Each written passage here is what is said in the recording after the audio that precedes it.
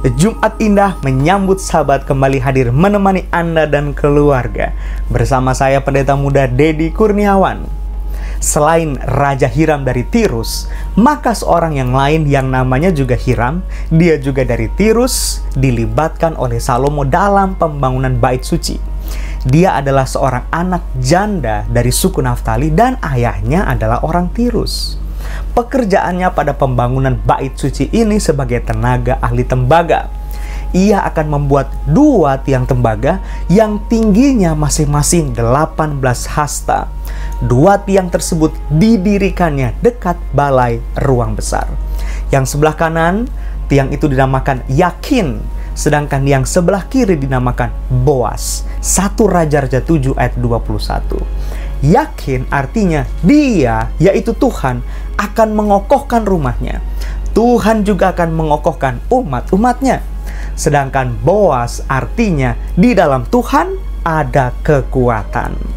Kedua pilar yang kuat dan stabil ini adalah simbol dari kehadiran Tuhan di dalam rumahnya dan di tengah-tengah bangsanya untuk mengokohkan kedaulatannya dan meneguhkan umatnya dalam segala kondisi. Jadi 2 pilar tembaga ini dapat mengajar mereka yang datang untuk beribadah agar mereka mengerti bahwa sikap dalam melakukan ritual keagamaan yang benar adalah bergantung kepada Tuhan, sumber kekuatan. Segala kemegahan dalam bangunan rumah Tuhan yang dibuat oleh Salomo, semuanya mengantarkan pemikiran para penyembah untuk dapat memikirkan Tuhan sebagai fokus utama penyembahan. Dan apa yang Tuhan dapat lakukan dalam kehidupan umat-umatnya. Ini juga adalah jaminan akan pemeliharaan Tuhan kepada umat-umatnya pada masa-masa yang sulit dari kehidupan mereka. Kalau mereka datang kepada Tuhan di dalam rumahnya, mereka datang dengan kerendahan hati, mengakui keterbatasan mereka, menyerahkan hidup mereka, bergantung sepenuhnya kepada Tuhan, maka Tuhan akan meneguhkan mereka sehingga mereka sanggup melewati setiap tantangan hidup dan mereka akan diberikan kekuatan untuk menang dari segala kesulitan dan pencobaan.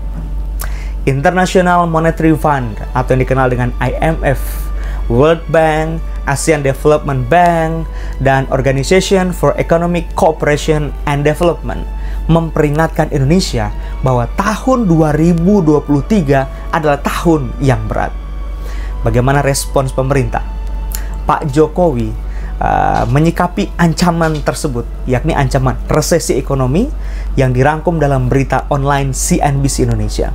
Begini katanya, kalau kita melihat secara global, tahun 2022 ini tahun turbulensi. Tahun 2023 ini adalah tahun ujian.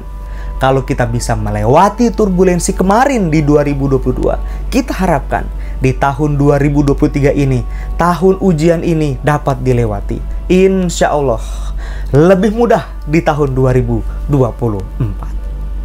Well, saudaraku, apapun yang terjadi di tahun ini, kita tahu bahwa masa kesukaran yang besar akan menimpa dunia kita ini.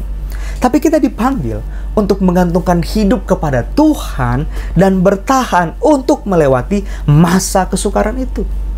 Yesus berkata kepada jemaat Philadelphia, Wahyu 3:12, barang siapa menang, ia akan kujadikan soko guru di dalam bait suci Allahku.